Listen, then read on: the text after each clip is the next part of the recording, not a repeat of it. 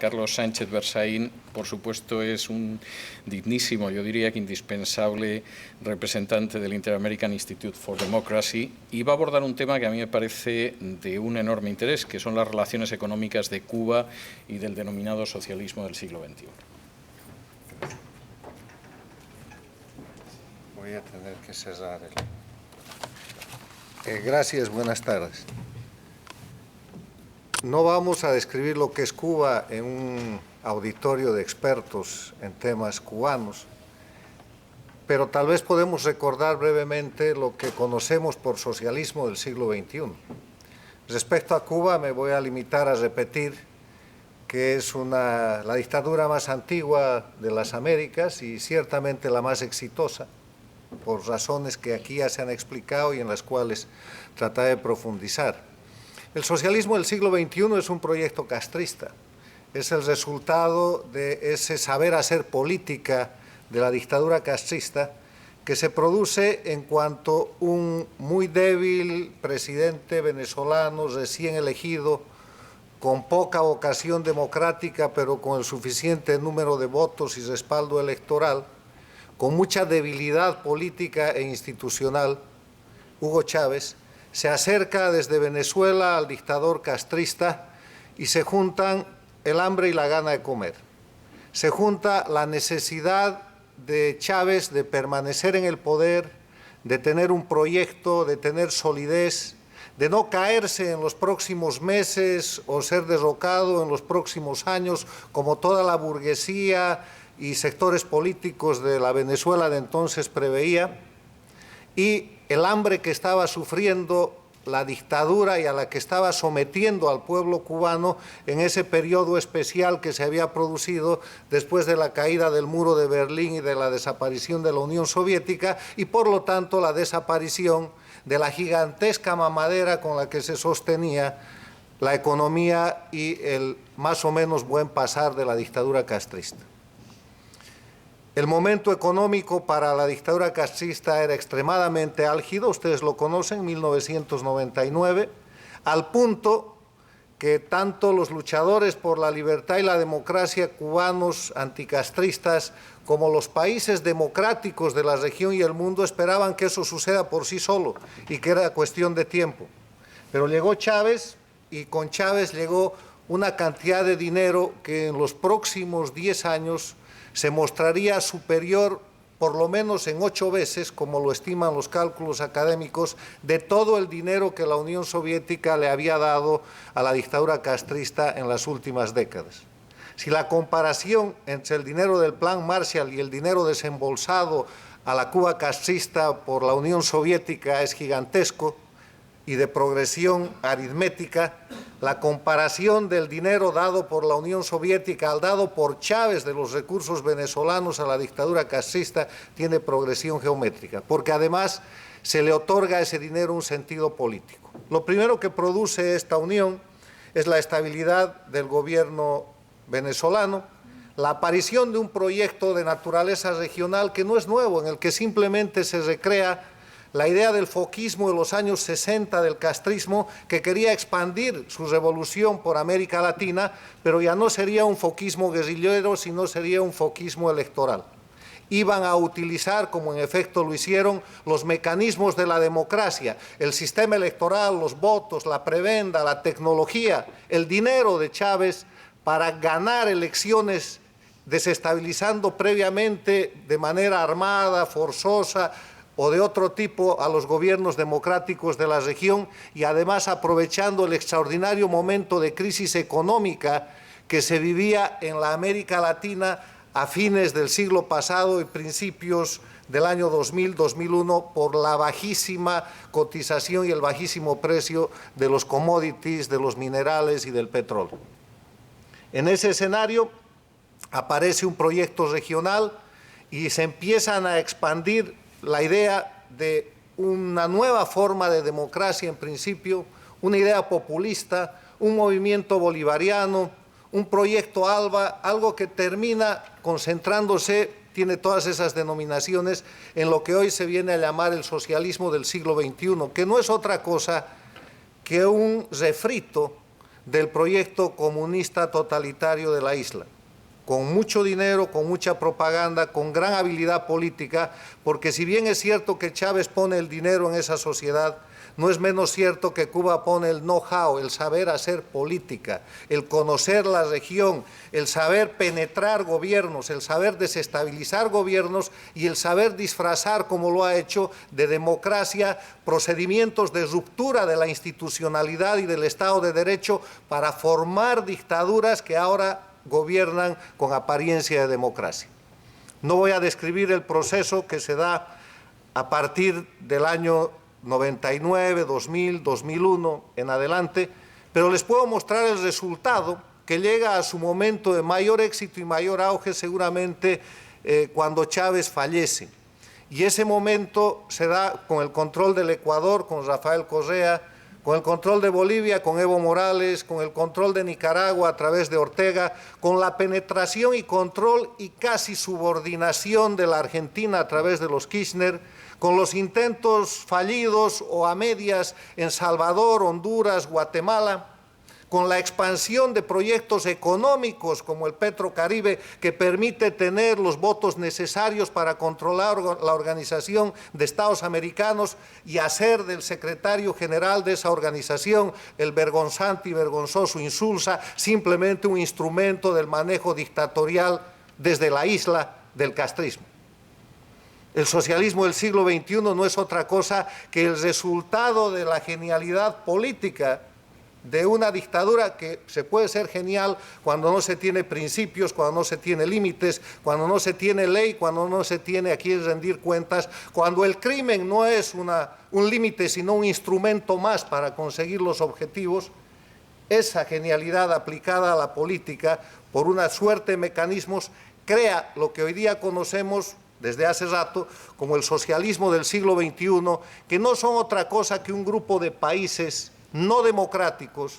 liderados y sometidos a la dictadura castrista por la vía de la subordinación política, que están integrados por los gobiernos del Ecuador, de Bolivia, de Nicaragua, de Venezuela, obviamente, porque muerto Chávez desaparece la apariencia de liderazgo que tenía Chávez y es reemplazada automáticamente no por el liderazgo, sino por el control que Cuba tiene sobre Venezuela, fundamentalmente sobre su economía, sobre su gobierno y sobre el resto de los países.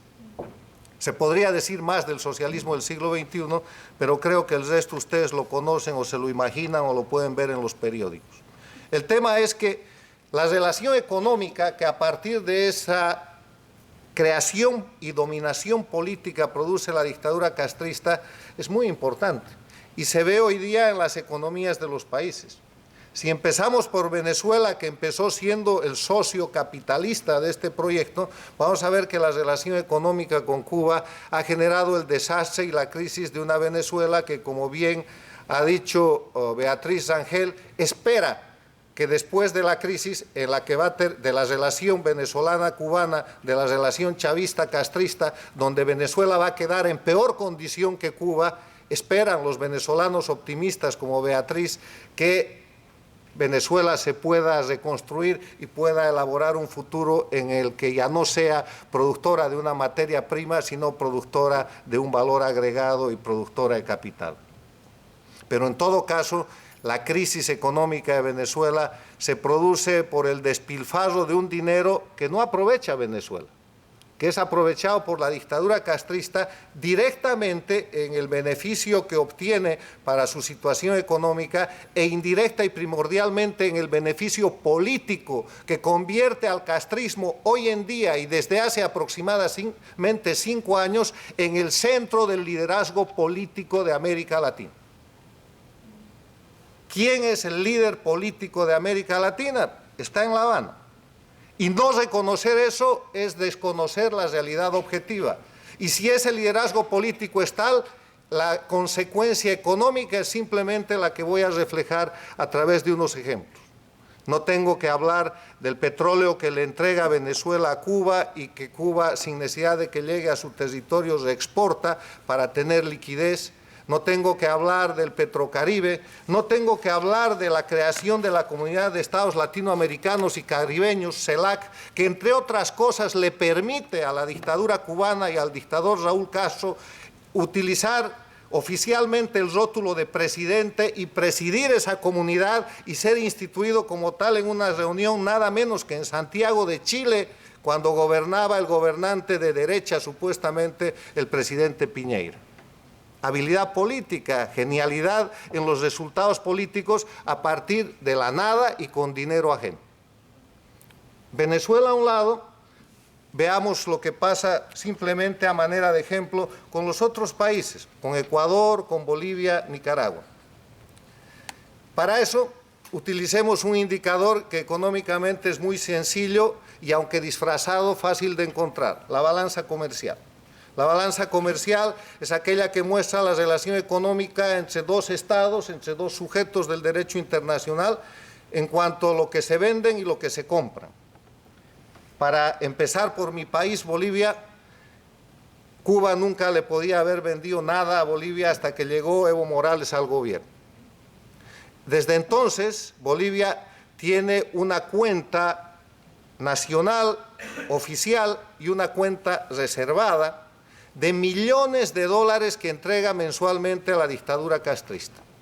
La cuenta oficial que se conoce muestra una balanza comercial absolutamente desproporcionada en la que Cuba le vende a Bolivia 35 millones de dólares y Bolivia le vende a Cuba 6 millones de dólares en la gestión 2013 con un déficit de 29 millones de dólares. Si se mira todo lo que es la gestión del año 2006 al año 2014, vamos a llegar a ver cómo a favor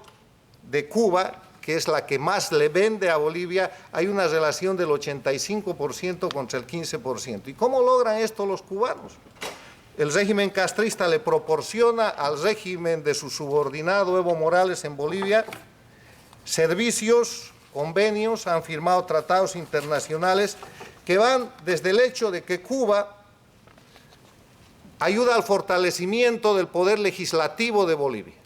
Como la dictadura castrista tiene experiencia en democracia, o más bien como Bolivia ha dejado de ser una democracia, los fiscales, ni siquiera los legisladores de Bolivia y de Cuba firman un convenio para fortalecer el poder legislativo en Bolivia, que es simplemente una dependencia del dictador boliviano, que en vez de legislar lo que hace es tratar de legalizar a priori o a posteriori todos los exabruptos que allí se cometen. Pero para que esto suceda, con toda desvergüenza, el gobierno boliviano le paga al gobierno cubano. Además de eso, el gobierno cubano asesora al gobierno boliviano en áreas del servicio de correos y de comunicación, seguramente para la intervención de la documentación del pueblo boliviano y de lo que por allí circula. En agricultura, obviamente, millones de dólares con los médicos, en materia de seguridad, de identificación, de educación, y en el tema de identificación han montado todo el sistema con el cual identifican a los ciudadanos bolivianos con dos propósitos: el fraude electoral que nace ahí y el control político de las personas. Millones de dólares que favorecen a una balanza comercial que es la cubana, que al año 2013 tenía 9.000 millones de dólares de déficit, pero no con los países a los cuales ha subordinado. Con el Ecuador pasa una cosa parecida. En el tema del Ecuador sucede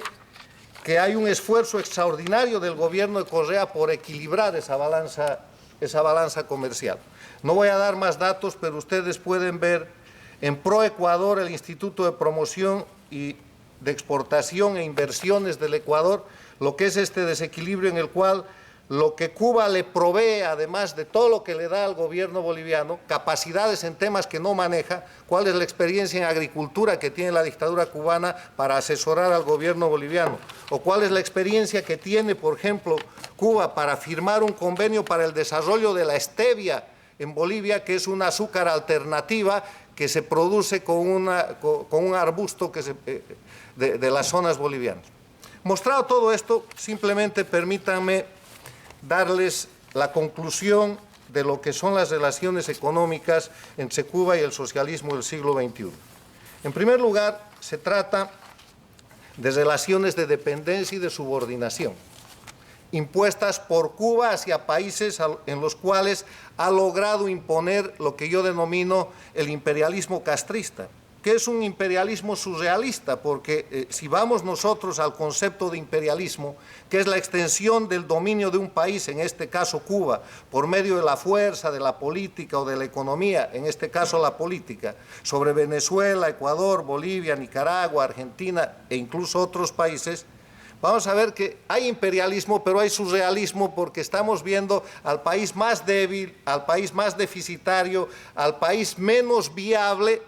imponiendo condiciones y obteniendo beneficios importantes de países que en algún momento tuvieron una independencia. El discurso del imperialismo capitalista es un cuento, porque Estados Unidos, con todo lo imperialista que se lo acusa de ser, y no me corresponde defenderlo, le saca menos dinero y genera menos dependencia que la dictadura castrista ha generado respecto a Venezuela, Bolivia, Ecuador y Nicaragua, y que está demostrada por las cifras de los balances y de los estados financieros de los bancos centrales y ministerios de finanzas de cada país.